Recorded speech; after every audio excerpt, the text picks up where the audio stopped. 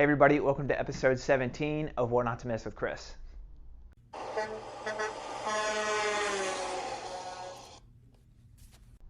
My goal is to put out quick, relevant content that explains the why behind the what in order to positively impact the freight community. On episode 16, we talked about how record high import volumes will affect domestic truckload demand throughout Q2. Today we're going to look at some of the short-term effects of the CVSA's upcoming International Road Check Week, which is scheduled for May 4th through the 6th. Now, the CVSA, or the Commercial Vehicle Safety Alliance, conducts a 72-hour road check inspection week every year. This year's inspection period has been slated for May 4th through the 6th and includes Mexico, Canada, as well as the U.S. According to the CVSA's president, Sergeant John Sammis, the International Road Check, quote, aims to raise awareness of the North American Standard Inspection Program and the essential highway safety rules and regulations in place to keep our roadways safe. Every year, the CVSA pays special attention to two items under each of the following categories: driver operating requirements and vehicle mechanical fitness. Under driver operating requirements, the focus this year will be on hours of service. And for vehicle mechanical fitness, inspectors will pay special attention to lighting.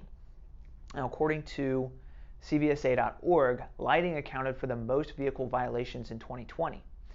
And during last year's International Road Check, the top driver out of service violation category in North America was hours of service. And that accounted for 34.7% of all driver out of service conditions.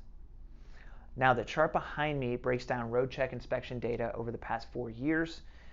Vehicles being placed out of service in gray, drivers out of service in light blue, and non-out of service inspections in dark blue.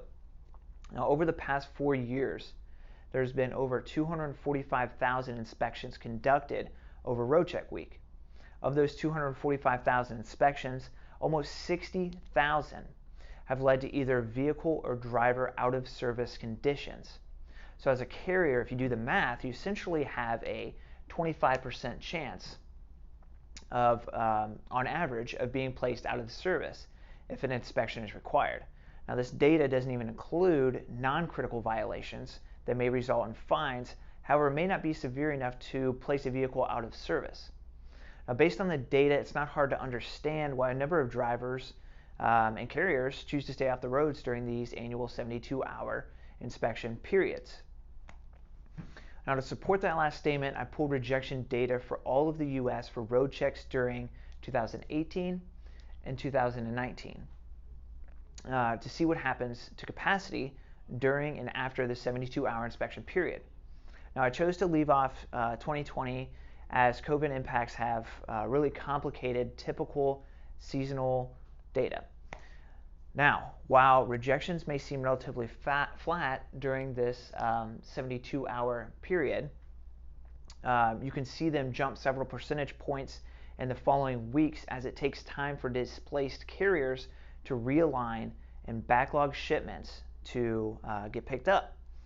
One could also argue that rejections for 18 and 19 were amplified by an increase in demand before the 4th of July holiday. In that case, we could see a similar, if not intensified, scenario play out for the month of May as demand increases and capacity decreases before Memorial Day. So, shippers, my immediate advice to help combat what lies ahead is to increase your level of communication with your carriers and brokers over the next several weeks. Evaluate what you can push out in advance this week. Increase tender lead times if possible, adjust shipping and receiving hours if possible, and most importantly, rely on your providers for knowledgeable advice on how to successfully navigate through the upcoming season of volatility. Now, as always, if you would like to learn more information about this topic, please feel free to reach out to me or find us at bridgelogisticsinc.com. Also, if you found this information to be beneficial, please like, share, and or leave your comments below.